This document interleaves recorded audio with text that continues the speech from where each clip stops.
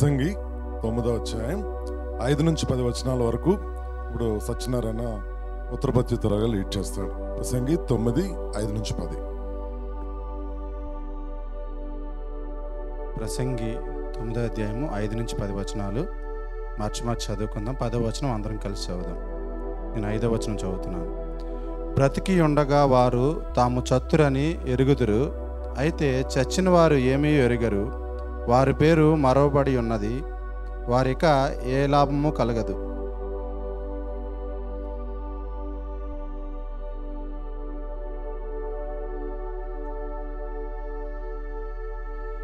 నీవు పోయి సంతోషంగా నీ అన్నము తినుము, ఉల్లాసపు మనసుతో నీ ద్రాక్షరసము తాగుము. ఇదివరకే దేవుడు నీ క్రియలను అంగీకరించెను.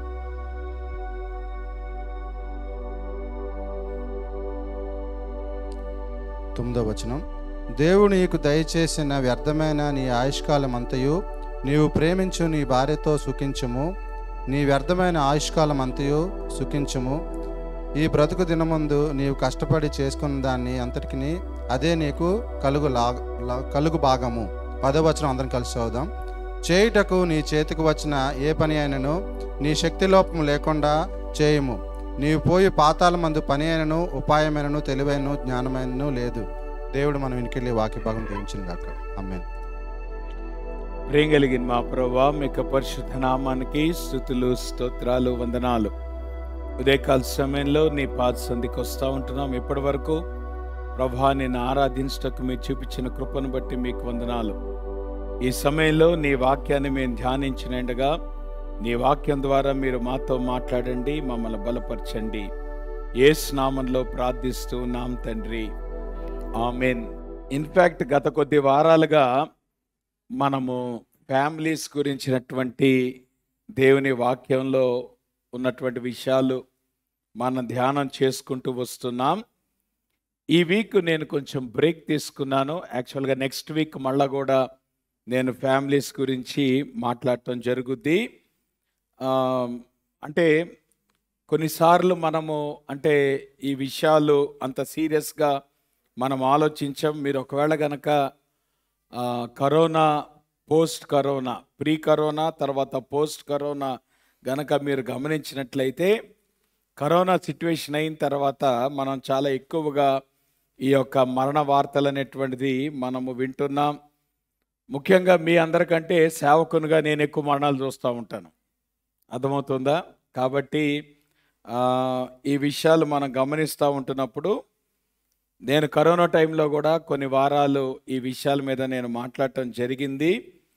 అయితే మళ్ళా ఈ వారం కూడా ఎందుకో కొన్ని విషయాలు మీకు నేను జ్ఞాపకం చేయటానికి ఇష్టపడుతున్నాను. అందుకనే ఏం చేయబోతున్నానంటే, ఇవాళ మార్నింగు తర్వాత ఇవాళ ఈవినింగ్ కూడా నేను ఇదే టాపిక్ మీద మాట్లాడతాను.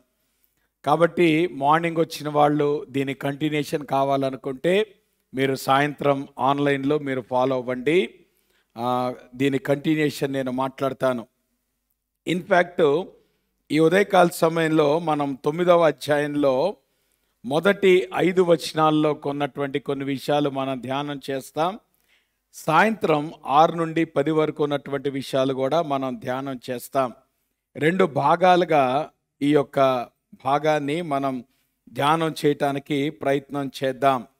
సో దీనికి నేను పెట్టినటువంటి టైటిల్ ఏంటంటే, understanding God's sovereignty in life and death.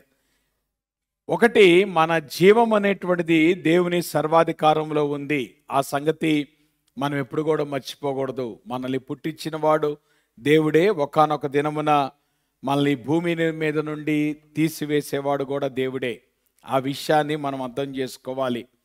మన పుట్టుక విషయంలో మనకి చాయిస్ లేదు, మన మరణ విషయంలో కూడా మనకి చాయిస్ లేదు. అవి 2 కూడా దేవుని సర్వాధికారానికి సంబంధించిన అంశాలు గనక మానవులుగా మనము చాలాసార్లు దీన్ని యాక్సెప్ట్ చేయటం అనేటువంటిది కొంచెం కఠినంగానే ఉంటుంది, కొంచెం కష్టంగా ఉంటుంది. అయితే ఈ విషయాలు మనము దేవుని వాక్యపు వెలుగులో అర్థం చేసుకున్నప్పుడు మనం ఏ రకంగా మీనింగ్ఫుల్గా మనం ప్రిపేర్ అవ్వచ్చు. సర్వసాధారణంగా మనం బర్త్డేస్కి ప్రిపేర్ అవుతూ ఉంటాం. కానీ డెత్ డే గురించి ఎవరు ప్రిపేర్ అవ్వరు. ఆ మాటకు వస్తే డెత్ అనేటువంటిది మనకి షాక్ పుట్టించడానికి కారణం ఏంటంటే మనం ఆలోచించట్లేదు కనుక. ఒకవేళ మనం డెత్ గురించి ఆలోచిస్తున్న వాళ్ళం అనుకోండి, డెత్ గురించి మనం ప్రిపేర్ అయ్యే వాళ్ళు ఎవరు డెత్ విషయంలో షాక్ పొందరు. ఎందుకు షాక్ పొందుతున్నామంటే మనం సరైన రీతిగా ఆలోచించట్లేదు, సరైన రీతిగా ప్రిపేర్ అవ్వట్లేదు కనుక. కాబట్టి నేనేమంటున్నానంటే వీ నీడ్ టు అండర్స్టాండ్, దేవుడు మనకిచ్చినటువంటి ఈ జీవితం అది పరిమితమైనది. ఒకానొక దినమున ఈ జీవితం తీసివేయబడుతుంది. ఎప్పుడు తీసివేయబడుతుంది అనేటువంటిది మన ఇష్టానుసారంగా జరగదు. సో ఆబ్వియస్గా మనకున్నటువంటి అవకాశం ఏంటి అనేటువంటిది కనుక మనం గమనిస్తే, దేవుడు మనకిచ్చినటువంటి సమయాన్ని ఏ రకంగా మనం మీనింగ్ఫుల్గా తీసుకెళ్ళాలి అనేటువంటి దాని మీద మనం కాన్సన్ట్రేట్ చేయాలి. ఒక ఆయన అంటాడు, మనం సమాధి తోట దగ్గరికి వెళ్ళి సమాధి మీద చూసినప్పుడు 2 డేట్లు కనబడతాయి. అవునంటారా కాదంటారా? ఏం డేట్లు కనబడతాయి? ఒకటి డేట్ ఆఫ్ బర్త్, రెండవది డేట్ ఆఫ్ డెత్. మధ్యలో ఒక చిన్న గీత ఉంటుంది. ఆ చిన్న గీతే నీ జీవితం, నా జీవితం. గుర్తుంచుకో, it's not a long line. ఇంత పెద్ద గీత ఉండదు అక్కడ, ఇంత బోల్డ్ గీత ఉండదు, చాలా చిన్న హైఫన్ ఉంటుంది. మన లైఫ్ ఆ హైఫన్, అది గుర్తుంచుకోండి. కాబట్టి ఆ హైఫన్ విషయంలో మన కంగారు పడి లాభం లేదు, మనం బాధపడే లాభం లేదు. కానీ ఆ హైఫన్ని మనం ఎంత మీనింగ్ఫుల్గా వాడుకుంటాం అనేటువంటిది దేవుడు మనకిచ్చేటువంటి అవకాశం. సో ఈ పరిస్థితులు మనము దేవుని వాక్యపు వెలుగులో అర్థం చేసుకోకపోతే జీవితాన్ని సరైన దృక్పథంలో మనం లీడ్ చేయం. ఆ మాటకు వస్తే సెక్యులర్ పీపుల్ ఆలోచిస్తున్నారమ్మా డెత్ గురించి. స్టీవెన్ కోవే ఎప్పుడో, నాకు తెలిసి మేము స్టూడెంట్స్ ఉన్నప్పుడు రాశాడు book 7 habits of highly effective people. దాంట్లో ఒక హ్యాబిట్ ఏమని రాశాడు? Begin with the end in mind అని రాశాడు. స్టీవెన్ కోవే బిలీవర్ ఏం కాదు, కానీ ఆ బుక్ చాలా పాపులర్ అయింది, కొన్ని మిలియన్స్ ఆఫ్ కాపీస్ సోల్డ్ అయింది. దాంట్లో ఆయన చెప్పాడు, ఎప్పుడు కూడా జీవితాన్ని నువ్వు సక్సెస్ఫుల్గా ముందుకు తీసుకెళ్ళాలంటే, జీవితాన్ని సమర్థవంతంగా తీసుకొని వెళ్ళాలంటే నీ అంతం అనేటువంటిది ఎప్పుడు నీ కన్నుల్లో కనపడతా ఉండాలి. You need to understand what you are going to end. ఆ ఎండింగ్ని బట్టి నీ జీవితాన్ని నువ్వు ప్రారంభించి నువ్వు కొనసాగించు అనేటువంటి విషయాన్ని ఆయన ఎప్పుడో రాశాడు. అయితే విశ్వాసంగా ఉదయకాల సమయంలో ఈ విషయాన్ని ఏ రకంగా మనం అర్థం చేసుకోవటానికి ప్రయత్నం చేయాలి అనేటువంటి విషయాన్ని మనం అర్థం చేసుకుందాం.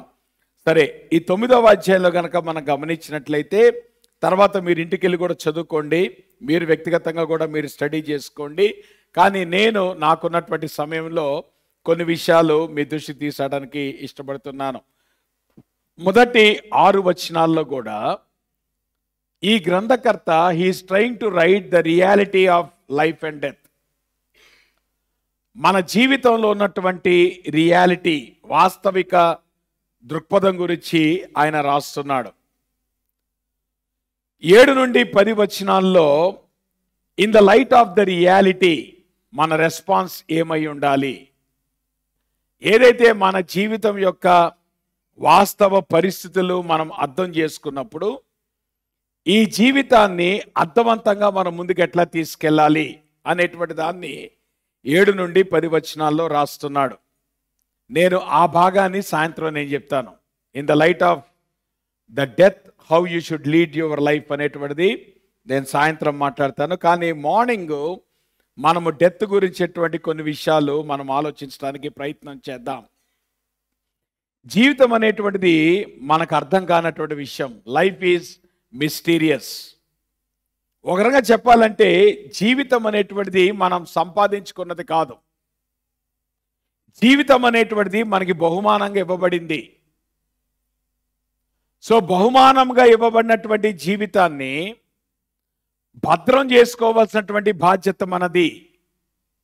జ్ఞానయుక్తంగా జీవించాల్సినటువంటి బాధ్యత మనది. సో దేవుడు ఈ జీవితాన్ని మనకు బహుమానంగా ఇచ్చినప్పుడు దాన్ని కాపాడుకొని దాన్ని జాగ్రత్తగా మనము వైజ్గా నడిపించుకునేటువంటి పరిస్థితి కనుక లేకపోతే you are losing your life.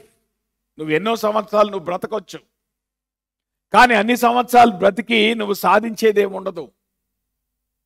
కాబట్టి దేవుడు నీకు ఇచ్చినటువంటి ఈ జీవితాన్ని, బహుమానంగా ఇవ్వబడినటువంటి జీవితాన్ని చాలా జాగ్రత్తగా నువ్వు స్పెండ్ చేయాల్సినటువంటి బాధ్యత మన మీద ఉంది.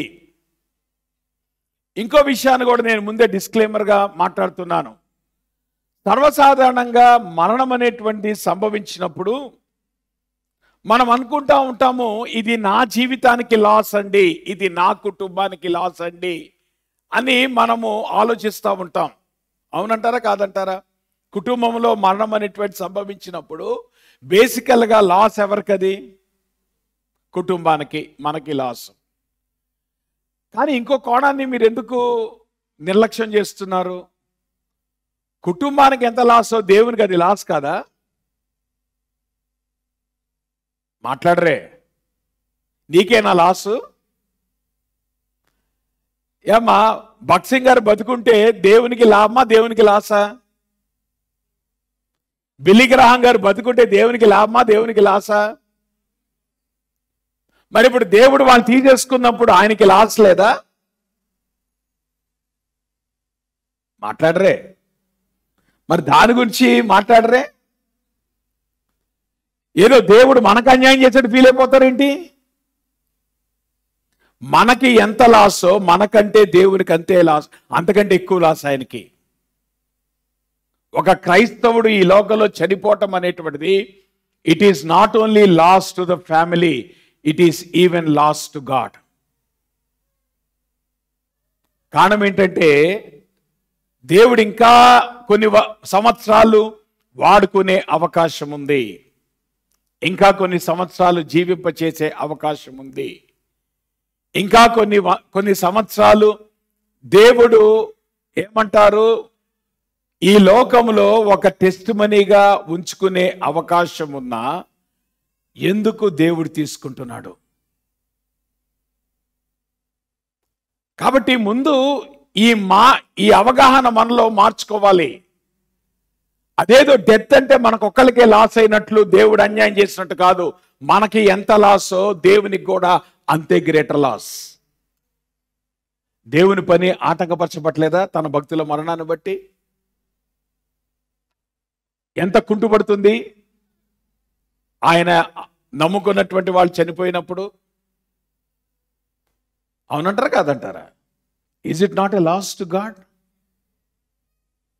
కాబట్టి దేవుని సర్వాధికారాన్ని మనం అర్థం చేసుకోవాలి. ఇంకో విషయాన్ని కనుక మనం గమనిస్తే, డెత్ అనేటువంటిది it is not a dead end. మరణం అనేటువంటిది నిజానికి నీ జీవితానికి ముగింపు కాదు. కారణం ఏంటంటే మరణము తర్వాత జీవితం ఉంది అని దేవుని వాక్యం చాలా స్పష్టంగా చెప్తుంది.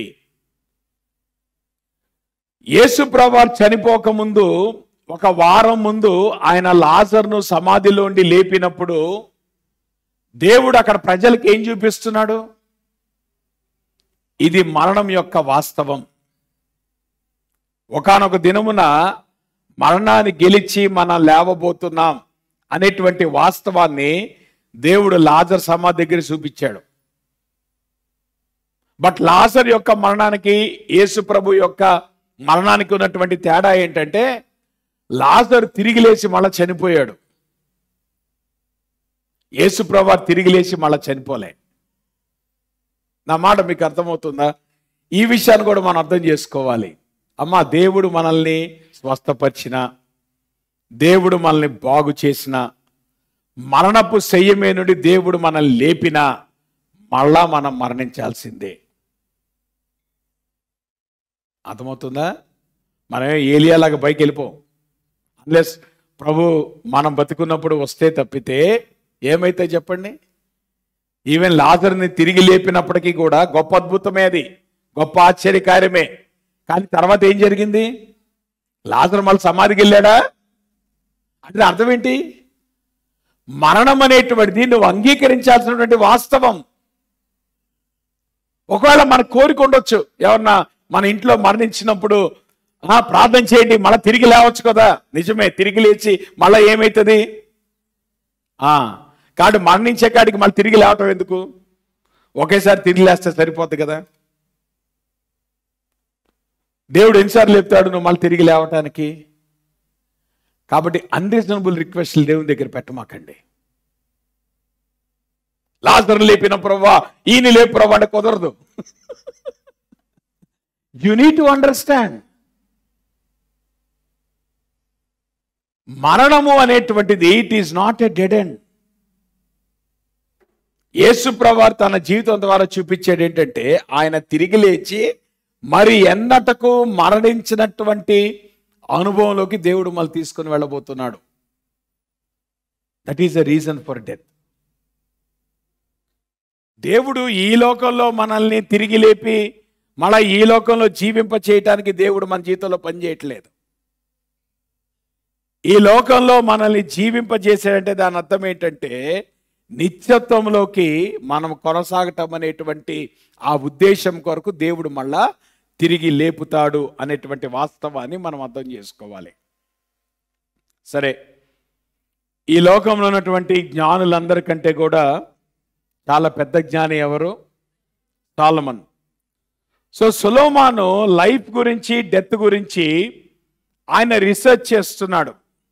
ఎవరైనా చెప్పాలంటే తన life time he was making a research. అర్థవంతమైన జీవితం అంటే ఏంటి అనేటువంటి దాన్ని సొలొమోను అర్థం చేసుకోవటానికి ప్రయత్నం చేస్తున్నాడు. సో ఈ 10 వచనాల్లో 9వ అధ్యాయంలో ఇది సొలొమోను యొక్క రీసెర్చ్. లైఫ్ గురించి, డెత్ గురించి ఆయన ఆలోచిస్తున్నప్పుడు ఆయన ఏదైతే రీసెర్చ్ చేశాడో ఆ విషయాల్ని ఇక్కడ పొందుపరుస్తున్నాడు. వీటన్నిటిని బట్టి తేలిన ఫలితార్థం ఏంటి అనేటువంటిది కనుక మనం గమనిస్తే వీ డు నాట్ అండర్స్టాండ్. జీవ మరణములు మనకు అర్థం కాని సబ్జెక్టు. అది ఆయన థీసిస్. నా మాట మీకు అర్థమవుతుందా? లైఫ్ని, డెత్ని అర్థం చేసుకోవటానికి ఆయన థీసిస్ మొదలుపెట్టి, రీసెర్చ్ మొదలుపెట్టి, రీసెర్చ్ అంతా ముగించిన తర్వాత ఆయన వచ్చినటువంటి కంక్లూషన్ ఏంటంటే లైఫ్ అండ్ డెత్ విషయంలో there are many things which we don't understand. మనకు అర్థం కాని విషయాలు చాలా ఉన్నాయి.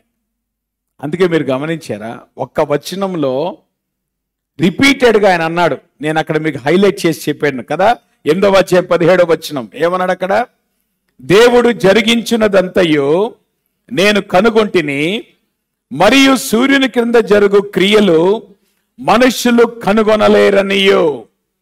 కనుగొనవలనని మనుషులు ఎంత ప్రయత్నించినను వారు కనుగొనుట లేదనియు, దాన్ని తెలుసుకోవాలని జ్ఞానులు పూనుకొనేనను వారైనా కనుగొనజాలరనియు నేను తెలుసుకుంటుని. That is his conclusion. ఏంట కంక్లూజను? లైఫ్లో మనకు అర్థం కాని విషయాలు చాలా ఉన్నాయి. కాబట్టి ఎందుకు అని అడగమాకండి. ఎందుకు అని అడగమాకండి. ఎందుకు పుట్టాలి అడగమాకండి, తెలీదు. ఎందుకు చనిపోవాలి అడగమాకండి, తెలీదు. ఇప్పుడే ఎందుకు చనిపోవాలి అడగమాకండి, తెలీదు. అది ఈయన రీసెర్చ్లో వచ్చినటువంటి కంక్లూజన్. రిపీటెడ్గా ఏమంటున్నాడు? సాల్మన్ అంటాడు, జ్ఞానం కలిగినటువంటి సాల్మన్ అంటాడు, నేను జ్ఞాని కదా అనుకోమాక అన్నాడు. లైఫ్ని అర్థం చేసుకోవటంలో నువ్వు ఫస్ట్ స్టెప్ ఏంటో తెలుసా? నాకు అన్నీ తెలుసు అనుకోమాక. నీకు తెలియనివి చాలా ఉన్నాయి, నీకు అర్థం కానివి చాలా ఉన్నాయి. There are so many things which you don't know, which you can't understand. Solomon లాంటి జ్ఞానం కలిగినటువంటి వాడే ప్రపంచంలో ఆయన మించినటువంటి ఐక్యూ ఎవరికీ లేదు. ఆయన జీవితం గురించి ఆలోచిస్తున్నప్పుడు ఆయన వచ్చినటువంటి అవగాహన ఏంటంటే there are many things which are mysterious in life.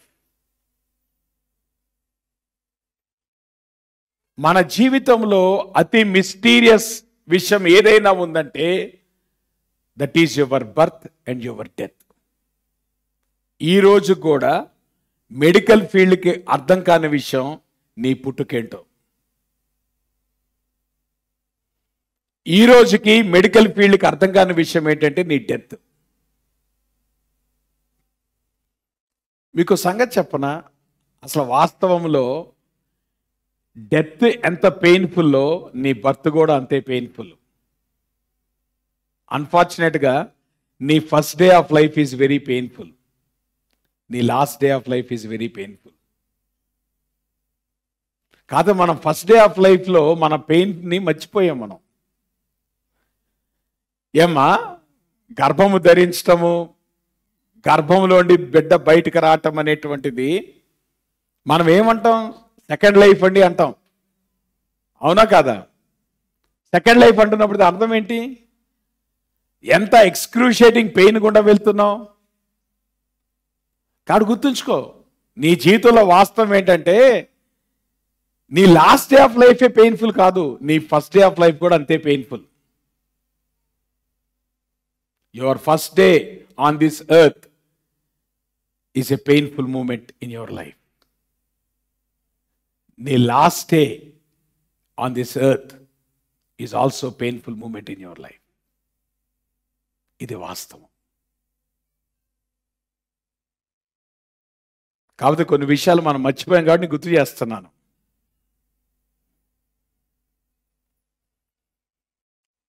Life ఎందుకు మిస్టీరియస్ అని సాల్మన్ అంటున్నాడంటే, జాగ్రత్తగా గమనించండి. 8వ అధ్యాయం 16వ వచనంలో ఈ జీవితాన్ని జీవించేటువంటి క్రమంలో మనకి కొన్ని విషయాలు అర్థం కావట్లేదు కనుక దాని ఎఫెక్ట్ మన జీవితం మీద ఎట్లా పడుతుందంటే ఆయన అంటున్నాడు, నిద్రలేని రాత్రులు గడుపుతున్నానండి. నీ జీవితంలో రాత్రిపూట నిద్ర రావట్లేదంటే దాని అర్థం ఏంటంటే ఈ జీవితం నీకు అర్థం కావట్లేదని. అవునంటారు కాదంటారా? ఈ జీవితం నీకు అర్థం కావట్లేదు, నీకు ఎట్లా అర్థమైంది? ఇది నేననే విషయంగా సాల్మన్ అంటున్నాడు. ఏమన్నాడు అక్కడ చూడండి, 8వ అధ్యాయం 16వ వచనంలో, జ్ఞానాభ్యాసము చేయుటకును దివారాత్రులు కన్నులు నిద్ర కానకుండా మనుష్యులు జరిగించు వ్యాపారంలో చూచుటకు నా మనస్సు నేను నిలుపక. What people are doing without able to sleep in the nights, నేను రీసెర్చ్ చేస్తాను అన్నాడు. ఎందుకు రాత్రిపూట నిద్ర పట్టట్లేదు? ఎందుకు రాత్రిపూట నీ మెలకు వచ్చినప్పుడు మళ్ళా పడుకోవడం నీకు కష్టమవుతుంది? Because there are many questions that are unanswered. అవునంటారు కాదంటారా? రాత్రిపూట మెలకు వచ్చినప్పుడు మనకు వచ్చేది ప్రశ్నలు, సమాధానాలు రావు. సమాధానం వస్తే చక్కగా నిద్రపోతాం మనం. నిద్ర మెలుకోగానే ఏమవుతుంది? ప్రశ్న. ముందు ఫస్ట్ ప్రశ్న ఏంటి? రేపు పొద్దున ఏం చేయాలి? అయిపోయింది, సగం మెలకు వచ్చేస్తుంది. ఆ తర్వాత ఇట్లా జరిగితే ఇట్లాగే అవుతుందో, ఇంకా సగం మెలకు వచ్చేస్తుంది. అంటే దాని అర్థం ఏంటి? The uncertainty of the future is making you not to sleep. భవిష్యత్తు యొక్క ఏదైతే నీకు అర్థం కాని విషయాలు ఉన్నాయో, నీ జీవితంలో మెదలాడేటువంటి ప్రశ్నలు ఏదైతే ఉన్నాయో వాటికి సమాధానం దొరకక మన జీవితాల్లో నిద్రలేని రాత్రులు గడుపుతున్నాం.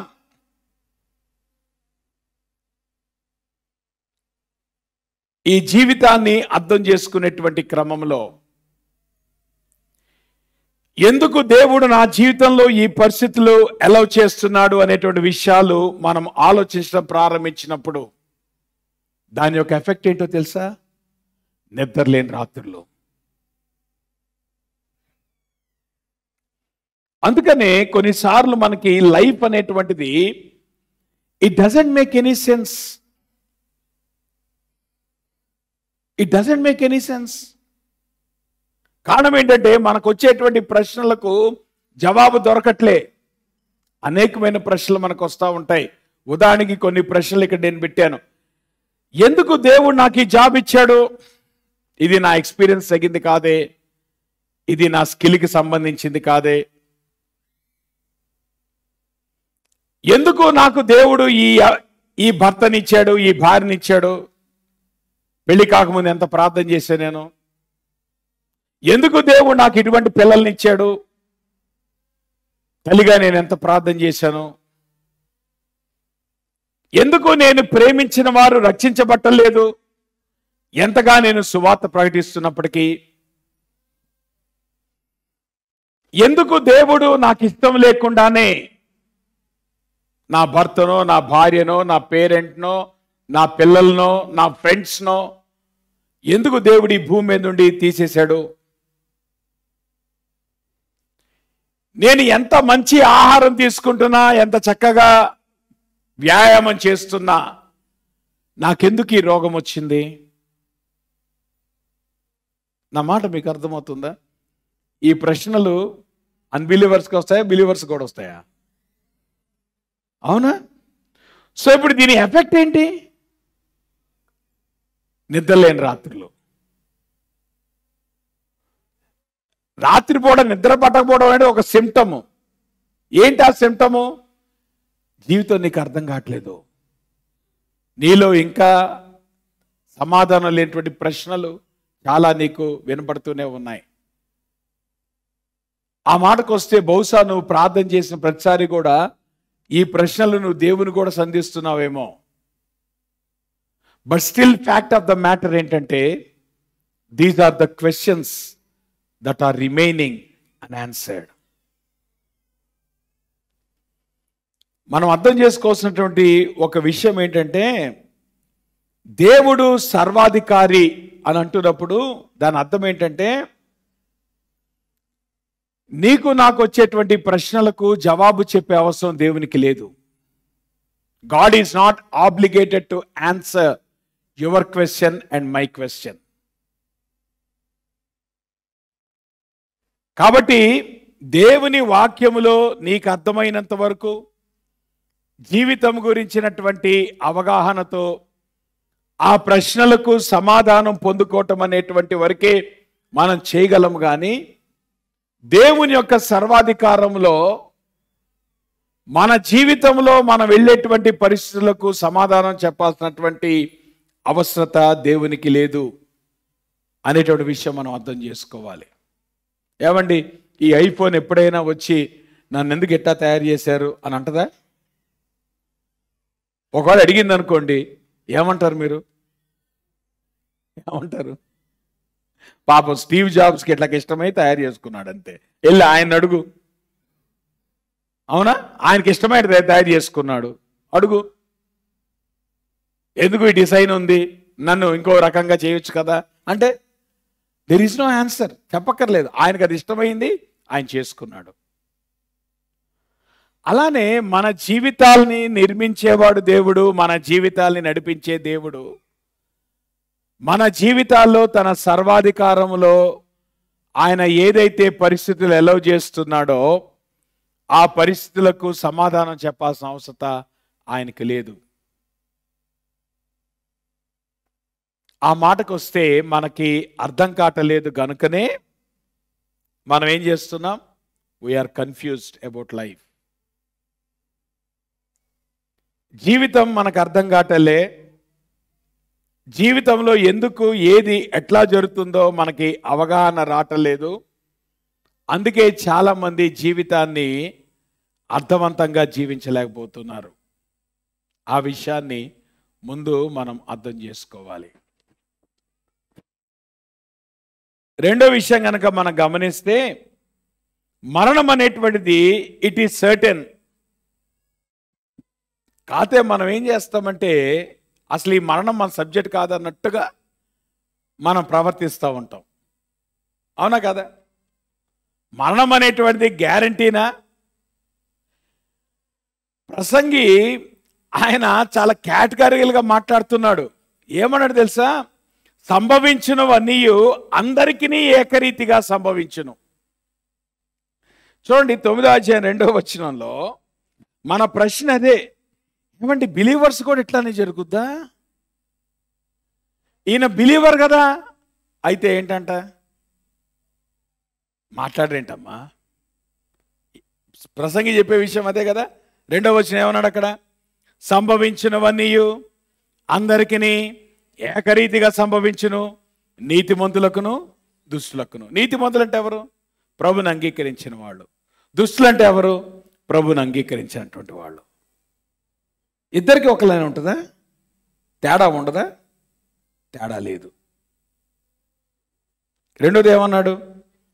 మంచివారికి ఈయన చాలా మంచోడండి కాదని ఎవరన్నారండి? ఈమె చాలా మంచావండి కాదని ఎవరన్నారండి? అయ్యో అప్పుడే పాపం ఏంటండి కాదని ఎవరన్నారండి? కానీ దేవుని వాక్యం ఏం చెప్తుంది? మంచి వాళ్ళకేమీ స్పెషల్ ఎలిమెంట్స్ లేదు, నీతిమంతులకు దేవుని నమ్ముకున్న వాళ్ళకి స్పెషల్ ఎలిమెంట్స్ లేదు. తర్వాత ఏమన్నాడు? అపవిత్రులకును పవిత్రులకును. అంటే దేవుని వాక్య ప్రకారం పవిత్రులు ఎవరు? యేసు రక్తము చేత కడుగుబడినటువంటి వాళ్ళు, the people who are sanctified.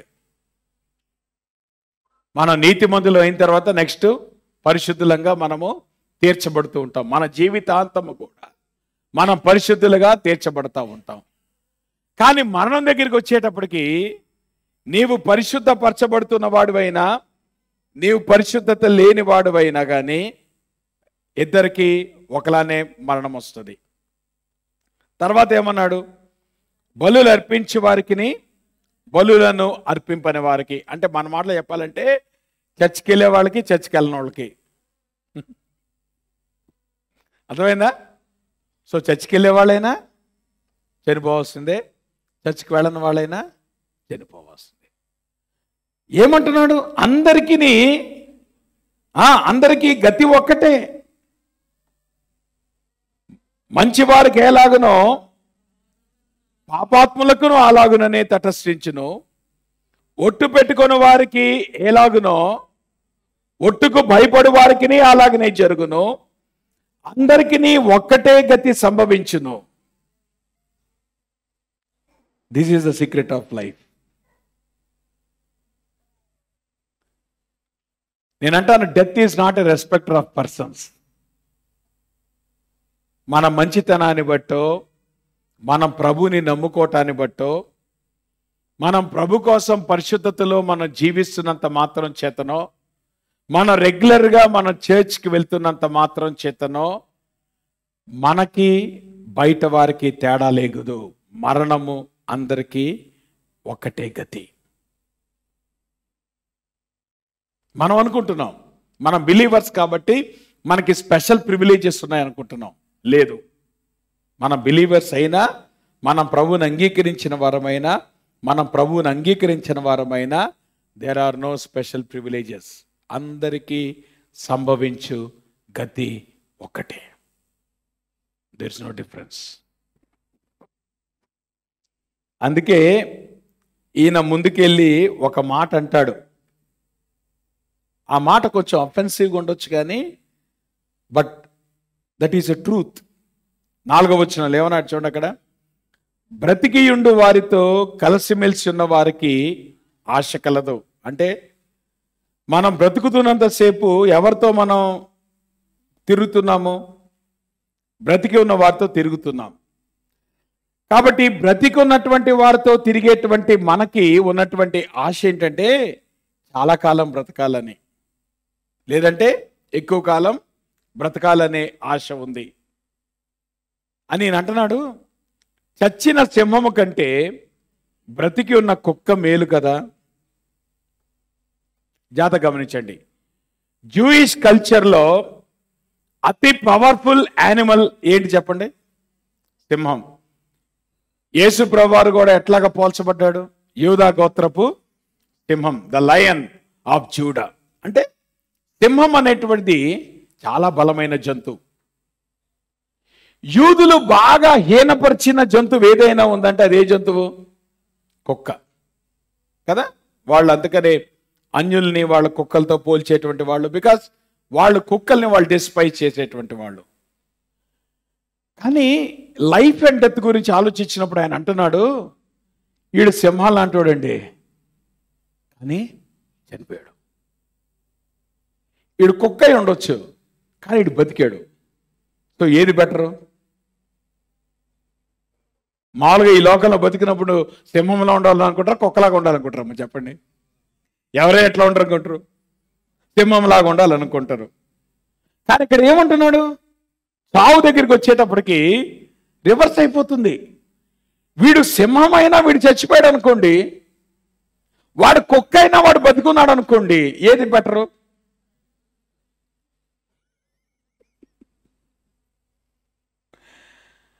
అంటే దాని అర్థం ఏంటంటే, నీకు కానీ నాకు కానీ విలువ బ్రతుకున్నంత వరకే. So as long as you live, నువ్వు చేయగలిగింది నువ్వు చేయటానికి నీకు అవకాశం ఉంది. ఒకసారి చనిపోయిన తర్వాత నీకు అవకాశం లేదు. ఆ విషయాన్ని మనం అర్థం చేసుకోవాలి. నేనంటాను, there is something about life. జీవితం అనేటువంటి దేవుడు మనకిచ్చినటువంటి బహుమానం గనక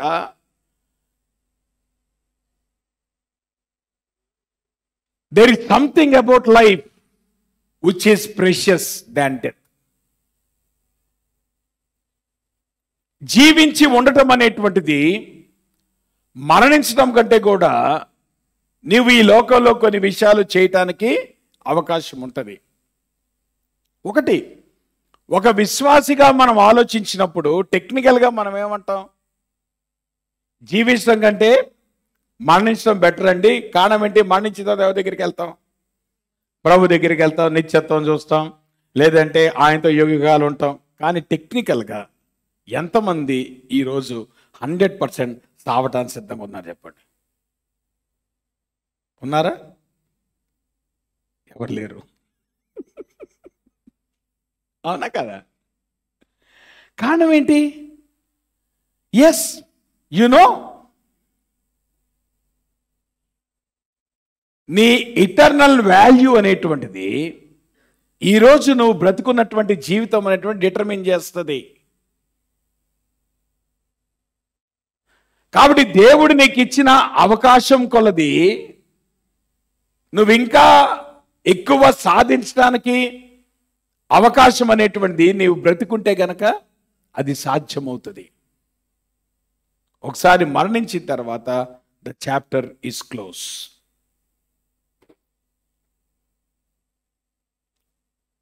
నేనంటాను, నిత్యత్వం అనేటువంటి లాంగర్ పీరియడ్. ఈ లోకంలో మనం జీవించే లైఫ్ అనేటువంటి చాలా తక్కువ పీరియడ్. ఫర్ ఎగ్జాంపుల్ 70 సంవత్సరాలు బతికారు అనుకోండి అమ్మా, ఇన్ఫినిటీ -70 ఎంత? అవునా? ఏది ఎక్కువ? ఇన్ఫినిటీ ఎక్కువ, 70 ఎక్కువ? రైట్. కానీ ఇన్ఫినిటీ నువ్వు ఏం చేయబోతున్నావో దాన్ని డిటర్మిన్ చేసేది ఈ 70 years టైమే.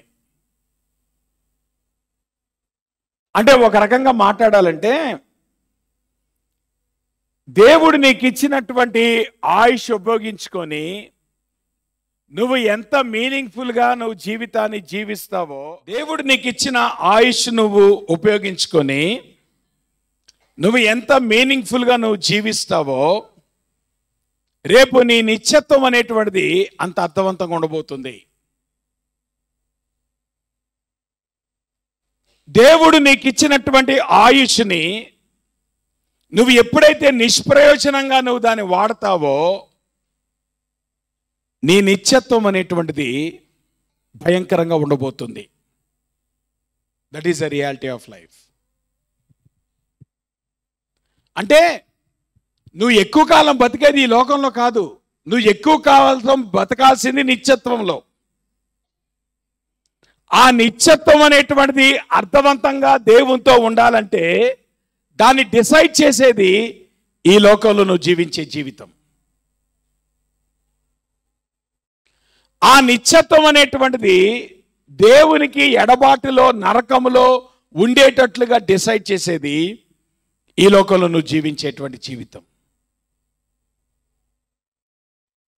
కాబట్టి ఎవరికైనా దేవుడు అదే టైం ఫ్రేమ్ ఇచ్చాడు. దేవుని నమ్ముకున్న వాడికి అదే టైం ఫ్రేమ్ ఉంది, దేవుని నమ్ముకోని వాడికి అదే టైం ఫ్రేమ్ ఉంది. దేవుని నమ్ముకున్నవాడు చనిపోతున్నాడు, దేవుని నమ్ముకోని వాడు కూడా చనిపోతున్నాడు. కానీ తేడా ఎక్కడొస్తుంది? దేవుని నమ్ముకున్నటువంటి వాళ్ళంగా, ప్రభా నా రోగాన్ని స్వస్థపరచు, మంచిదే. చనిపోయిన వాడిని తిరిగి లేపు, మంచిదే. కానీ అది నీ సమస్యకు పరిష్కారం కాదు, అది నీ జీవితానికి పరిష్కారం కాదు.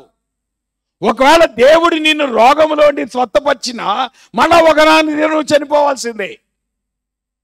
ఒకవేళ ప్రభు మరణించినటువంటి నిన్ను ఆయన ఆశ్చర్యకరంగా తిరిగి లేపినా మళ్ళా ఒకనాడు నువ్వు చనిపోవాల్సిందే. సో ఇప్పుడు దేని గురించి నువ్వు ఆలోచించాలి? నీకు ఇవ్వబడినటువంటి టైం స్పాన్ని నువ్వు ఎట్లా ఉపయోగించుకుంటున్నావు? నీకు ఇవ్వబడినటువంటి టైం స్పాన్ని నువ్వు ఎంత అర్థవంతంగా నువ్వు చేసుకుంటావో నీ నిత్యత్వం అనేటువంటిది అంత అర్థవంతంగా ఉండబోతుంది. కారణం ఏంటంటే death is never A dead end of life. మరణము తరువాత జీవముంది. దానికి ఉదాహరణే లాజరు సమాధిలో ఉండి తిరిగి లేచుట. దానికి ఉదాహరణే యేసుక్రీస్తు వారు మరణంలో ఉండి తిరిగి లేచుట. కాబట్టి ప్రభువు ఆయన ముందే చూపించాడు మరణము తర్వాత తిరిగి లేవటం అనేటువంటిది ఉంది. అందుకే పౌలు తెస్సలోనికీయులకు రాసిన పత్రికలో ఆయన రాసినప్పుడు ఏమన్నాడు? ఈ మాటల చేత ఒకరినొకరు ఆదరించుకోనండి. ఏ మాటల చేత? ప్రభువు వచ్చినప్పుడు మృతులైనటువంటి వారు మొదట లేతరు, ఆ మీదట సజీవులమై నిల్చుండు మనము ఏం చేస్తాం? ఆయనను ఎదుర్కోబోతున్నాం. ఈ మాటల చేత మీరు ఒకరినొకరు ఆదరించుకోండి. అంటే జాగ్రత్తగా గమనించండి, డెత్ అనేటువంటిది it is a time of comfort. మనం డెత్ని ఎట్లా చూస్తాం? ఏమా పౌలు గారు ఏమన్నాడు? డెత్ను బట్టి ఆదరించబడతామా మనం? ఈ మాటలు చొప్పున అని అక్కడ ఏమన్నాడు? మీరు ప్రార్థన చేయండి, ప్రభు మళ్ళీ తిరిగి లేపుతాడు అన్నాడా? సో మరణం అనేటువంటిది ఆదరణకరమైనటువంటి వార్త ఎప్పుడైతుంది? నువ్వు ప్రభువుని ఎదుర్కొనే పరిస్థితి ఉంటే. సింపుల్. ఈ లోకంలో దేవుడు నీకు ఇచ్చినటువంటి జీవితాన్ని నువ్వు అర్థవంతంగా జీవించడం ద్వారా ఈ ప్రభువుని నీ జీవితంలో నువ్వు కలిగి ఉన్న దాన్ని బట్టి నువ్వు తిరిగి లేపబడితే డెత్ అనేటువంటిది నీకు అశుభ వార్త కాదు. డెత్ అనేటువంటిది నీకు కంఫర్ట్ని ఇచ్చేటువంటి అంశం. That's what you need to understand. కాబట్టి మరణం అనేటువంటిది it is certain, nobody can escape. ఇంకో విషయం కూడా చెప్తాను, డెత్ ఈస్ ఫ్రస్ట్రేటింగ్. చూడండి 9వ అధ్యాయం 3వ వచనంలో ఎన్నిసార్లు సాల్మన్ రిపీట్ చేశాడు చూడండి. ఏమన్నాడు అక్కడ? అందరికీ ఒకటే గతి సంభవించండి. దేని గురించి మాట్లాడుతున్నాడు? మరణం గురించి మాట్లాడుతున్నాడు. సూర్యుని క్రింద జరుగు వాటన్నిటిలో ఇది బహు దుఃఖకరం. అంటే అర్థం ఏంటి? ఈ జీవితంలో నిన్ను అత్యధికంగా దుఃఖపరిచేటువంటి అంశము ఏదైనా ఉందంటే అది మరణం ఒక్కటే. సింపుల్. మరణాన్ని మించి నిన్ను దుఃఖపరిచే అంశం నీ జీవితంలో ఏది లేదు. Death is frustrating. అందుకే ఎన్నిసార్లు అన్నా చూడండి, మరియు నరుల హృదయము చెడుతనంతో నిండి ఉన్నది, వారు బ్రతుకు కాలమంతయు వారి హృదయమందు వెర్రితనముండును, తరువాత వారు మృతుల యొద్దకు పోవుదురు, ఇదియును దుఃఖకరం. అంటే ఎవడైతే వాని జీవితంలో ప్రభు లేకుండా ఇష్టానుసారంగా బతుకుతున్నాడో వాని చావు వానికి దుఃఖకరం. సో ఒక రకంగా చెప్పాలంటే డెత్ అనేటువంటిది మన జీవితాల్లో అత్యధికంగా ఫ్రస్ట్రేషన్ తీసుకొచ్చేటువంటి విషయం. సర్వసాధారణంగా మన జీవితాల్లో ఫ్రస్ట్రేషన్ దేన్ని బట్టి వస్తుంది కదా? మన అందరిలో కూడా విసుదల వస్తుంది, ఫ్రస్ట్రేషన్ వస్తుంది. దేన్ని బట్టి వస్తుంది చెప్పండి? ఫస్ట్ మనుషులను బట్టి వస్తుంది. అమ్మ, ఫ్రస్ట్రేషన్ ఎవరితో మొదలైద్ది? మీ ఆవిడతో మొదలైద్ది నీ ఫ్రస్ట్రేషను, మీ ఆయనతో మొదలైతే నీకు ఫ్రస్ట్రేషను, నీ పిల్లలతో ప్రారంభమైంది నీ ఫ్రస్ట్రేషను, తర్వాత నీ తోడుకోడలతో ప్రారంభమైంది నీ ఫ్రస్ట్రేషన్, మీ అత్తగారితో ప్రారంభమైంది ఫ్రస్ట్రేషన్. సో ఆబ్వియస్గా మన జీవితాల్లో ఫ్రస్ట్రేషన్ అనేటువంటిది ఎవరిని బట్టి వస్తుంది? వ్యక్తులను బట్టి వస్తుంది, పర్సన్స్ని బట్టి వస్తుంది. రెండోది ఫ్రస్ట్రేషన్ దేన్ని బట్టి వస్తుంది? పరిస్థితులను బట్టి వస్తుంది, సర్కమ్స్టెన్సెస్. అరే నేను ఇట్లా అనుకున్నాను, ఇట్లా ఎందుకు అయ్యింది? అరే నేను ఈ రకంగా అనుకున్నాను కదే, ఇట్లాగే ఎందుకు అయ్యింది? సో దేన్ని బట్టి ఫ్రస్ట్రేషన్ వచ్చింది? నీ జీవితంలో జరిగేటువంటి పరిస్థితులను బట్టి. కానీ ఉదయకాల సమయంలో ఒక వాస్తవాన్ని అర్థం చేసుకోండి. అసలు రీజన్ పీపుల్ కాదు, అసలు రీజన్ సర్కమ్స్టెన్సెస్ కాదు, పాపం అనేటువంటిది. That is what it is frustrating your life. మన జీవితాల్లో మనం ఫ్రస్ట్రేట్ అవడానికి కారణం ఏంటో తెలుసా? It is not the people, it is not the circumstances. కాదు, వ్యక్తుల మీద నువ్వు ఫ్రస్ట్రేట్ అయ్యి నువ్వు సాధించేది ఏముండదు, పరిస్థితుల మీద నువ్వు ఫ్రస్ట్రేట్ అయ్యి నువ్వు సాధించేది ఏముండదు. నువ్వు డీల్ చేయాల్సింది పాపం అనేటువంటి ఫ్రస్ట్రేషన్కి దారి తీస్తుంది. జాగ్రత్త గమనించండి. పాపం అనేటువంటిది ఎందుకు ఫ్రస్ట్రేషన్కి దారి తీస్తుంటే అమ్మా, పాపం అనేటువంటిది నీ జీవితంలో నా జీవితంలో జీవితం యొక్క ఉద్దేశాన్ని అది ఫ్రస్ట్రేట్ చేస్తుంది. ఇది మీకు అర్థం కావటానికి ఎక్కడికి వెళ్దాం? మనం ఏదేని తోటకి వెళ్దాం.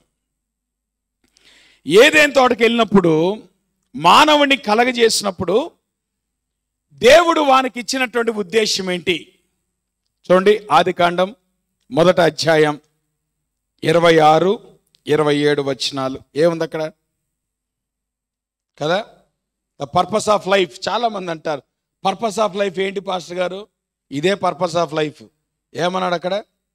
దేవుడు తన స్వరూపమందు 26వ వచనం, మన స్వరూపమందు మన పోలిక చొప్పున నరులను చేయుదము. అంటే బోత్ మేల్ అండ్ ఫీమేల్. అందుకే ప్లూరల్లో మాట్లాడుతున్నాడు అక్కడ. భార్యాభర్తలు దేవుడు ఎప్పుడు సపరేట్ చేయట్లా. భార్యాభర్తలు ఒక యూనిట్గా ఏం చేయాలని దేవుడు కోరుకుంటున్నాడు? ఇద్దరు కూడా దేవుని పోలికలో సృష్టించబడ్డారు. అందుకే అంటున్నాను, భర్త యొక్క విలువను నువ్వు తీసివేయడానికి వీల్లేదు, భార్య యొక్క విలువను తీసివేయడానికి వీల్లేదు. ఆ మాటకు వస్తే ఈ ప్రపంచంలో ఎవని విలువను తృణీకరించే అధికారం దేవుడికి ఇవ్వలా. కారణం ఏంటంటే ఈ లోకంలో పుట్టిన వారందరూ కూడా దేవుని పోలికలో నిర్మించబడినటువంటి వాళ్ళు. You can never look down on any person and say you are a waste fellow. కారణం ఏంటంటే నువ్వు దేవుని యొక్క ఇమేజ్ని ధిక్కరిస్తున్నావు. జాగ్రత్త. సో ఇప్పుడు ఏమంటున్నాడు? నరులను చేయుదుము అని ఏమన్నాడు అక్కడ? వారు సముద్రపు చేపలను, ఆకాశ పక్షులను, పశువులను, సమస్త భూమిని, భూమి మీద ప్రాకు ప్రతి జంతువును ఏలుదురుగాకని పలికేను. అంటే దేవుడు మన కలగ చేసినప్పుడు ఆయన ఇచ్చిన పర్పస్ ఏంటి? ఏలుట. ఇప్పుడు నా ప్రశ్న ఏంటంటే, మనం ఏళ్తున్నామా, మనం దాసులమయ్యామా? ఎందుకు వెళ్ళలేకపోతున్నాం? నా మాట మీకు అర్థమవుతుందా? పాపం అనేటువంటిది ఏం చేసిందంటే నీ యొక్క ఏమంటారు పర్పస్ని ఫ్రస్ట్రేట్ చేస్తుంది. చూడండి, 2వ అధ్యాయంలో ప్రభువు మనం గనక గమనిస్తే ఆదాముకి ఇచ్చినటువంటి పని ఏంటి చూడండి. ఏముంది అక్కడ? ఆదాముని ఎక్కడుంది అది? చదవండి. ఏ వచనం? 15th verse చదవండి అమ్మా. మరియు దేవుడైన యెహోవా నరుని తీసుకొని ఏదైనా తోటను సేద్యపరచుటకును, దాని కాచుటకును, దానిలో ఉంచెను. చెప్పండి, ఆదాముకి దేవుడిచ్చిన పర్పస్ ఏంటి? వర్క్ ఏంటి? కెరీర్ ఏంటి? ఏదేను తోటను సేద్యపరచుటకును దాని కాచుటకును. అంటే జాగ్రత్త గమనించండి అమ్మా, మగవానికి దేవుడిచ్చినటువంటి ఉద్దేశం ఏంటంటే to rule as well as to provide. సేద్యపరచడం, వ్యవసాయం చేయటం దేని కొరకమ్మా? కుటుంబ పోషణ కొరకేనా? సో ఎవరి బాధ్యత అది? కాబట్టి ఉద్యోగం ఎవరి లక్షణం? కాబట్టి అట్లానే ఏదో మీ మగతనం కొరకు ఉద్యోగాలు చేయాలని కాదు, దేవుడు మీకు ఇచ్చిన బాధ్యత కుటుంబాన్ని పోషించే బాధ్యత, అది పర్పస్. అవ్వమని క్రియేట్ చేసినప్పుడు దేవుడు ఇచ్చిన పర్పస్ ఏంటి ఏమా? చెప్పండి, ఏంటి పర్పస్? సాటి అయినా సహకారి. అవునా? సాటి అయినటువంటి సహకారి. తర్వాత ఫ్యామిలీ మల్టిప్లికేషన్, ఇద్దరు పాత్ర ఉంటుంది, కానీ ప్రధానంగా కదా గర్భం ధరించేది ఎవరు? పిల్లల్ని కనేది ఎవరు? సో ఈ పర్పస్ అనేటువంటిది ఎప్పుడైతే దేవుడు సృష్టిలో పెట్టాడో, పాపం అనేటువంటిది ఏం చేసింది? జాగ్రత్త గమనించండి. పాపం అనేటువంటిది ఏం చేసిందంటే దేవుడు నీకు ఇచ్చినటువంటి పర్పస్ని ఫ్రస్ట్రేట్ చేసింది. ఎప్పుడైతే ఆదాము పాపము చేశాడో 3వ అధ్యాయం 10-11 వచనాల్లో ప్రభు ఏమన్నాడు అక్కడ? అందుకు ఆదాము, ఇంకా కిందకి వెళ్ళిపోండి, ఏమన్నాడు అక్కడ? ఆదాము చూడండి 17వ వచనంకి వెళ్ళిపోండి. ఆదాముతో నీవు నీ భార్య మాట విని, అమ్మ జాగ్రత్త గమనించండి, భార్య మాట వినాలా వినొద్దా?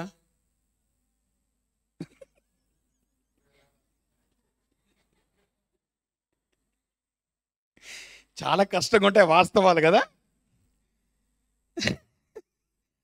జాగ్రత్త గమనించండి పురుషులారా, భార్య మాట వినండి కానీ నిర్ణయాలు మీరు తీసుకోండి. అర్థమవుతుందా? కారణం ఏంటి? దేవుడు భార్యను ఇచ్చింది సహకారిగా ఇచ్చాడు. That is a rule, right? So ఇప్పుడు ఏం చేశాడు? ఆదాము పండు తినడానికి ఎవరు కారణం? ఒకవేళ ఆయన పురుషునిగా ఏం చేయగలగచ్చు అంటే ఆయన భార్యని ఆపచ్చు, ఆయన కూడా తినకుండా ఆగొచ్చు as a leader of the home. కానీ ఆ పని కారణం అంటే పురుషులకున్న వీక్నెస్ అది. ఏంటి ఆ వీక్నెస్? మా ఆవిడ చెప్పిందండి. అమ్మా రేపు పొద్దున్న ప్రభు దగ్గరికి వెళ్ళి ఏందో ఇది చేసావంటే మా ఆవిడ చెప్పిందంటే కుదరదు. ఆదాము దేవుడు ఊరుకున్నాడా? కాబట్టి ఆవిడ చెప్పినా, పిల్లలు చెప్పినా, ఎవరు చెప్పినా ఆలోచించాల్సిన బాధ్యత ఎవరిది? ఆదాముది. నిర్ణయం తీసుకోవాల్సిన బాధ్యత ఎవరిది? ఆదాముది. దేవుళ్ళు ఎక్కడిగేది ఎవరిని? ఆదాముని. సో ఇప్పుడు ప్రభు ఏం చేశాడు? జడ్జిమెంట్ ప్రొనౌన్స్ చేశాడు. ఏమన్నాడు అక్కడ? తినవద్దని నేను నీకు ఆజ్ఞాపించిన వృక్షఫలములు తింటివి గనుక నీ నిమిత్తము నేల శపించబడింది. మీ జాగ్రత్త గమనించండి, దేవుడు ఎక్కడ కూడా ఆదామును కానీ అవ్వమును కానీ శపించలే. ఆయన పామును శపించాడు, నేలను శపించాడు. మనం దేవుని పోలికలో సృష్టించబడిన వారమ్మా. దేవుడు ఎప్పుడు మనం శపించడం. తల్లిదండ్రులారా, మీ పిల్లలను పట్టుకొని శాపనార్థాలు మాట్లాడమాకండి. Be careful. కొన్నిసార్లు మీ శాపనార్థాలే వారికి ఊరే కూర్చుంటాయి. Be careful when you speak. దేవుడు ఎక్కడ కూడా ఆదామును చెప్పించలా, అవ్వమును చెప్పించాడు. ఎవరు చెప్పించాడు? నేలను చెప్పించాడు, పావును చెప్పించాడు. ఇవన్నీ కూడా బిబ్లికల్ ప్రిన్సిపల్స్. బట్ ఎనీహో నేను ఫ్యామిలీ గురించి అక్కర్లేకుండా మళ్ళీ ఫ్యామిలీ వచ్చేసింది డెత్లో కూడా. ఓకే, బట్ ఎనీహో ముందుకు వెళ్ళిపోతా. చూడండి అక్కడ ఏమన్నాడు? అక్కడ నీ నిమిత్తము నేల శపించబడింది, ప్రయాసముతోనే నీవు బ్రతుకు దినములన్నీ దాని పంట తిందువు, అది ముండ్ల తప్పలను గచ్చపొదలను నీకు మొలిపించును, పొలంలోని పంటకు తిందువు, నీవు నేలకు తిరుగు చేరు వరకు నీ ముఖపు చెమట కార్చి ఆహారం తిందు. 2వ అధ్యాయంలో ఏదైతే ప్రభు పర్పస్ ఇచ్చాడో ఇక్కడ ఆ పర్పస్ ఫ్రస్ట్రేట్ అయింది. ఈరోజు మనం చెమట కార్చి పని చేయటానికి కారణం ఏంటో తెలుసా? నీ భార్య కాదు, నీ పిల్లలు కాదు, ఎవరు కాదు, దేవుడు కాదు కారణం, మన పాపం. The sin is the reason for frustration in life. పాపము ఎప్పుడు కూడా ఏం చేస్తుంటే మన జీవితాల్లో దేవుడు మనకిచ్చిన ఉద్దేశాన్ని ఫ్రస్ట్రేట్ చేస్తుంది. సో ఆబ్వియస్గా ఏమవుతుంది, ఇప్పుడు ఎంతో హాయిగా ఉండాల్సినటువంటి జాబ్, ఎంతో హాయిగా ఉండాల్సినటువంటి జీవితం, ఎంతో అర్థవంతంగా ఉండాల్సిన జీవితం ఏమైపోయింది? పెయిన్ఫుల్గా తయారైంది. విమెన్స్ పర్పస్ ఆఫ్ లైఫ్ కూడా ఎట్లా ఎఫెక్ట్ అయింది చూడండి. ఆయన స్త్రీతో నీ ప్రయాసమును నీ గర్భవేదనను నేను మిక్కిలి హెచ్చించెదను, నీ భర్త ఎడల నీకు వాంఛ కలుగును, అతడు నిన్ను ఏలును. జాగ్రత్తగా గమనించండి. మొదట అధ్యాయంలో పర్పస్ ఏంటి? ఇద్దరు కలిసి ఎవరిని ఏలాలి? సృష్టిని ఏలాలి. పాపం చేసేది వచ్చిన పరిస్థితి ఏంటి? ఎవరిని ఏళ్తున్నారు? భర్త భార్యని ఏళ్తున్నాడు. పాష్ గారు మీకు తెలియదండి, మనం అట్లా చేయకపోతే వాళ్ళు నెత్తికొక్కి కూర్చుంటారండి. ఒక ఆయన నాతో అన్నాడు, మన చర్చ్ మెంబరే, నేను పేరు చెప్పను ఇప్పుడు, లేండి, మన కాళ్ళ కింద పెట్టాలి పాష్ గారు, మీకు తెలియదు. జాగ్రత్త. అర్థమవుతుందా? ఎందుకు నీ భార్యను నువ్వు ప్రేమించకుండా నువ్వు డామినేట్ చేసావు? ఇది సీన్, అది పాపమమ్మ కారణం.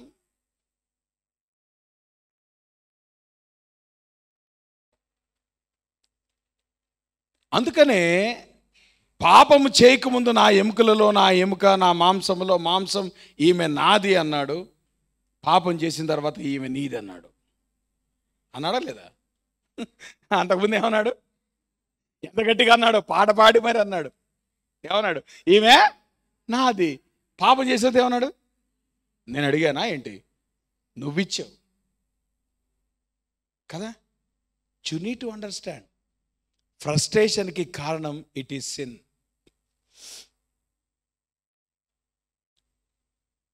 అసలు సంగతి చెప్తాను నేనండి. లోకంలో మొట్టమొదటి పేరెంట్స్ ఎవరు? ఆదామవ్వలు. వాళ్ళు కలిగిన సంతానం ఎవరు?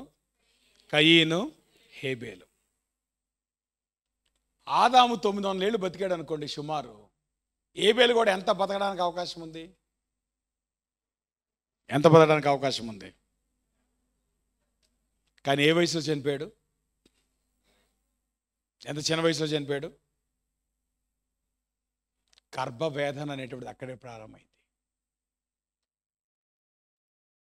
How death has become part of the family.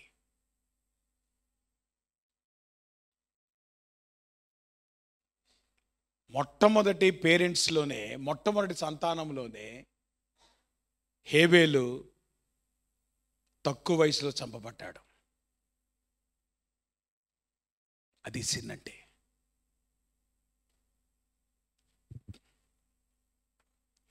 అసలు మీకు సీక్రెట్ చెప్పనా? హీబ్రూలో హెవెల్ అంటారు హేబేల్ యొక్క పేరుని. హెవెల్ అనేటువంటి మాటకు అర్థం ఏంటంటే వ్యానిటీ, వ్యర్థం. హేబేల్ యొక్క జీవితం దేవుడు ఊపిరితో పూల్చాడు. అంతలోనే వచ్చాడు, అంతలోనే చనిపోయాడు. ఈరోజు కనీసం మనకు 70 ఏళ్ల వయసు స్పాన్ ఉందమ్మా. అటువంటి వయసులో ఉన్నటువంటి మనకే ఏమైనా టీనేజర్స్ చనిపోయారు అనుకోండి, ఎంత బాధ వస్తుంది. మరి 900 ఏళ్ళు బతికే స్కోప్ ఉన్నటువంటి పేరెంట్స్కి టీనేజ్ వయసులో బిడ్డను కోల్పోవటం అనేటువంటిది ఎంత కష్టం ఉంటుంది అనుకుంటున్నారు మీరు? ఎంత టఫ్ అనుకుంటున్నారు మీరు? That is what death can do to your life. అందుకే అన్నాను, హేబేల్ అనే పేరు ప్రసంగి గ్రంథంలో 37 సార్లు కనబడుతుంది. వ్యర్థం, వ్యర్థం. జీవితం యొక్క అన్సర్టనిటీ. ఫైనల్గా ఈ ఒక్క మాట చెప్పి నేను ముగిస్తాను. Death is not only frustrating, death is always 100% it is sudden. నువ్వు ఊహించినప్పుడు మరణం ఎప్పుడు రాదు. మరణం ఎప్పుడు నువ్వు ఊహించినప్పుడే వస్తుంది. ఏమన్నాడు అక్కడ 12వ వచనం 9వ అధ్యాయం ఏమన్నాడు అక్కడ ప్రసంగి? తమ కాలము ఎప్పుడు వచ్చునో నరులెరుగరు, చేపలు బాధకరమైన వలయందు చిక్కుబడినట్లు, పిట్టలు వలలో పడినట్లు అశుభకాలమున హఠాత్తుగా తమకు చేటు కలుగునప్పుడు వారును చిక్కుబడుదురు. ఈ లోకంలో దేనికి గ్యారంటీ లేదు. నువ్వు ఎంతో వేగవంతంగా పరిగెత్తినంత మాత్రం చేత రేస్ గెలుస్తావని లేదు. నువ్వు ఎంతో బలంగా ఉన్నంత మాత్రం చేత విజయం సాధిస్తావని లేదు. నువ్వు ఎంతో జ్ఞానం కలిగిన వాడినంత మాత్రం చేత నీకు ఆహారం దొరుకుతుందని లేదు. నువ్వు ఎంతో తెలివి గలవాడైనంత మాత్రం చేత నీకు ధనము సమకూడదని లేదు. You need to understand there is no guarantee in life. Everything will happen just suddenly. మరణం అనేటువంటిది హఠాత్తుగా వస్తుంది. మన జ్ఞానం అనుసరించి మన ఆలోచన చొప్పున మనం అనేకమైన ప్రణాళిక చేస్తాం. కానీ మరణంకు ఉన్నటువంటి శక్తి ఏంటంటే it can interfere the best of your plan.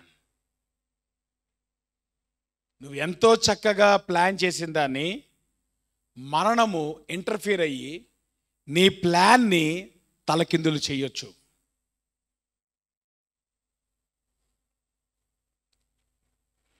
రేపన్నదానికి guarantee లేదు. రేపనేది సంభవిస్తో లేదో నీకు తెలీదు. మరణం అనేటువంటి it can even shift your priorities. నీ ప్రాధాన్యతలు కూడా అది సరిచేస్తుంది. ఈరోజు నువ్వు ఏదైతే విలువైంది అనుకుంటున్నావో ఒకానొక దినమున నీ జీవితంలో అది ఇన్సిగ్నిఫికెంట్గా తయారవుతుంది.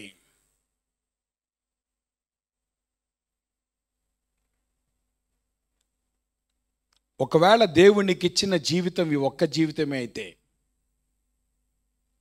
ఇది చాలా చిన్న జీవితం అయితే, దేవుడు నీకు ఇచ్చినటువంటి ఆయుష్ని దృష్టిలో పెట్టుకొని నిత్యత్వం కొరకు నువ్వు ఎట్లా సిద్ధపడుతున్నావు? నువ్వు ఎప్పుడు పుడతావు ఎప్పుడు చనిపోతావు అనేటువంటిది అసలు ప్రసక్తే కాదు. నువ్వు ఎంతకాలం ఈ లోకంలో జీవిస్తావు అనేటువంటిది అసలు మ్యాటరే కాదు. దేవుడు నీకిచ్చిన ఆయుష్ని నువ్వేం చేయబోతున్నావు? ఆ చిన్న డాష్ని నువ్వు ఎట్లా వాడుకుంటున్నావో దాన్ని బట్టి నీ నిత్యత్వం అనేటువంటి ఉండబోతుంది. దేవుని సర్వాధికారంలో నువ్వు అర్థం చేసుకోవాల్సిన విషయాలు, లైఫ్కి గ్యారంటీ లేదు. డెత్ ఎప్పుడైనా వస్తుంది. డెత్ అనేటువంటి నిన్ను ఫ్రస్ట్రేట్ చేస్తుంది. నువ్వు వేసుకున్నటువంటి ఎంత బ్రహ్మాండమైన ప్లాన్లైనా వాటన్నిటినీ ఇంటర్ఫీర్ చేసి నీ ప్లాన్స్ అన్నిటినీ స్పాయిల్ చేసే అధికారం ఆ మరణానికి ఉంది. ఇప్పుడు మనం ఆలోచించాల్సింది మరణం గురించి కాదు. మరణం అనేటువంటిది మన కంట్రోల్లో లేదు.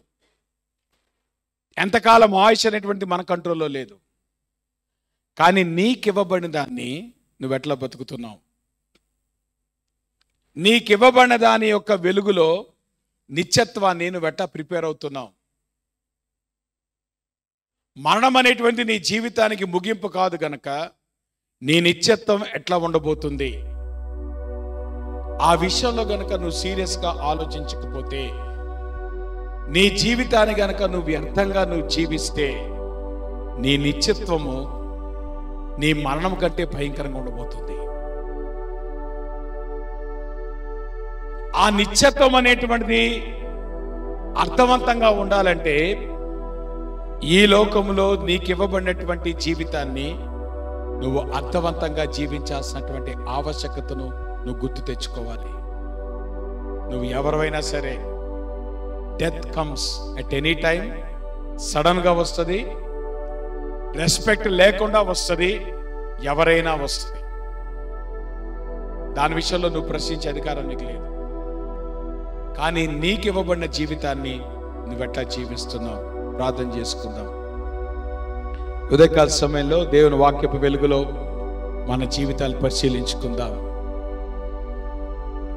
ఒకవేళ ఈ జీవితాన్ని ఎట్లా జీవించాలనేటువంటి ఆకాంక్ష నీకు ఉన్నట్లయితే దీని యొక్క సెకండ్ పార్ట్ మీరు చూడొచ్చు, మీరు ధ్యానం చేయొచ్చు. తద్వారా మీ జీవితాలు అర్థవంతంగా ముందుకెళ్ళాలి. లైఫ్ని గ్రాంటెడ్గా తీసుకోవడానికి వీల్లేదమ్మా. దేవుడు నీకు ఇచ్చిన జీవితం చాలా విలువైనది. దేవుడు నీకు ఇచ్చిన సమయం చాలా విలువైనది. నీ డేట్ ఆఫ్ బర్త్కి నీ డేట్ ఆఫ్ డెత్కి మధ్యలో ఉన్న చిన్న గీత మాత్రమే నీ జీవితం. అది నీ నిత్యత్వాన్ని డిసైడ్ చేయబోతుంది. నిత్యత్వం ఎట్లా ఉండబోతుంది? ప్రభుతో ఉండబోతుందా, లేదా ప్రభుకి ఎడబాట్లతో నిత్యత్వాన్ని నేను ఉండబోతున్నావా? ప్రభు దగ్గరికి వస్తావా? నీ పాపాన్ని ఒప్పుకొని ప్రభుని అంగీకరించి నీ పాపం విషయంలో నువ్వు డీల్ చేయకుండా, ఫ్రస్ట్రేషన్ వల్ల లాభం లేదు, నిద్రలేనటువంటి ప్రశ్నల వల్ల లాభం లేదు. ఇవన్నీ జరిగేవే. కానీ పాపం విషయంలో గనక నువ్వు సరైన నిర్ణయం తీసుకోకపోతే, పాపాన్ని నువ్వు ప్రభు దగ్గర ఒప్పుకోకపోతే దానివల్ల ప్రయోజనం లేదు. నిత్యత్వం అనేటువంటిది భయంకరంగా ఉండబోతుంది. మరణం కంటే భయంకరంగా ఉండబోతుంది. కాబట్టి ప్రభు దగ్గరికి వస్తావా? నీ జీవితాన్ని ప్రభుకు అప్పగిస్తావా? నువ్వు రక్షించబడి ప్రభు కోసం జీవిస్తూ దేవుడు నీకు ఇచ్చిన జీవితాన్ని, దేవుడు ఏ ఉద్దేశంతో అయితే నీకు జీవితాన్ని ఇచ్చాడో ఆ పర్పస్ అనేటువంటి ఫ్రస్ట్రేట్ కాకుండా పర్పస్ఫుల్గా నీ జీవితం ముందు కొనసాగాలంటే దేవుని సహాయం నీకు అవసరం. ప్రభు దగ్గరికి వస్తావా? దేవుడు నీకు ఇచ్చిన పర్పస్ని నువ్వు ఫుల్ఫిల్ చేసి దేవుడు నీకు అప్పగించిన పనిని నువ్వు సంపూర్తిగా ముగించి అర్థవంతంగా ప్రభు దగ్గరికి వెళ్ళటానికి నీకు మంచి అవకాశం. దేవుడు నీకు ఇచ్చిన సమయాన్ని సద్వినియోగం చేసుకో. అందరూ లేచి నిలబడి ముగింపు ప్రార్థన చేసుకొని ఆశీర్వాదంతో సెలవు తీసుకుందాం. ప్రేమ కలిగిన మా ప్రభువా, మీకు పరిశుద్ధ నామానికి స్తుతులు, స్తోత్రాలు, వందనాలు. ఉదయకాల సమయంలో నీ పాద సంధికి వస్తూ ఉంటాం. నీ వాక్యం ద్వారా ప్రభా మీరు మాతో మాట్లాడుతుంటారు. వాస్తవాన్ని మేము అర్థం చేసుకోవటానికి, ఈ జీవితం యొక్క విలువను ప్రభా మేము అర్థం చేసుకోవటానికి, మరణం వరకే మాకున్నటువంటి అవకాశాన్ని మేము అర్థం చేసుకొని ఆ మరణం అనేటువంటిది ఎప్పుడైనా సంభవించవచ్చు అనేటువంటి విషయం నీ వాక్యం ద్వారా మాకు అర్థమైనప్పుడు నీవిచ్చిన జీవితాన్ని అర్థవంతంగా మేము స్పెండ్ చేయడానికి, నీ ఉద్దేశాలు ప్రభా మా జీవితంలో నెరవేర్చబట్ట ద్వారా నీవు మాకు అప్పగించిన పనిని చక్కగా చేయటానికి, చక్కగా ముగించడానికి ప్రభా మీరు కృప చూపించి నడిపించమని మీ కృపగల హస్తాలు ప్రభా మమ్మల్ని అప్పగించుకుంటూ ప్రతి కుటుంబాన్ని ప్రభా మీరు దీవించండి. మీ సన్నిధి చేత ప్రభా బిడ్డలు మీరు బలపరచండి. ప్రభా మా జీవితాన్ని కలగజేసిన వాడవు నీవు, నడిపించేవాడవు నీవు, ఒకానొక దినమున ముగించేవాడవు కూడా నీవు కనుక ఎల్లప్పుడూ ప్రభా ఆ రెస్పెక్ట్తో మా జీవితాన్ని ముందుకు కొనసాగించడానికి మీరు కృప చూపించమని యేసు నామంలో ప్రార్థిస్తున్నాం తండ్రి. పరలోకమందున మా తండ్రి, మీ నామం పరిశుద్ధపరచబడునుగాక, మీ రాజ్యం వచ్చునుగాక, మీ చిత్తం పరలోకం నెరవేర్చడు నెరవేరుగాక. మా దిన ఆహారం నేడు మాకు దయచేయండి, మా నష్టమే క్షమించపకాలను క్షమించండి, మమ్మ శోధుల దగ్గర దుష్టుడు తప్పించండి, రాజ్యము, శక్తి, మహిమ నిరంతరం మీరయ్యా. మన తండ్రి అయిన దేవుని యొక్క ప్రేమయు, కుమారుడు యేసుక్రీస్తు వారి కృపయు, పరిశుద్ధాత్మ యొక్క అన్యోన్య సహవాసం ఇప్పుడు మనకు సదాకాలము తోడయుండి ఆయన రాకడ పర్యంతము భద్రపరిచి నడిపించును గాక. ఆశీర్వాదంబుల్ మా మీద వర్షింపజేయు మీషా, ఆశతో నమ్మియున్నాము నీ సత్య వాగ్దత్తము. ఈ మీద కృమ్మారించుము దేవా, క్రమార ప్రేమ వర్షంబుల్ కృమ్మారించుము దేవా. ఆమేన్. మా అందరికి వందనాలు. God bless you.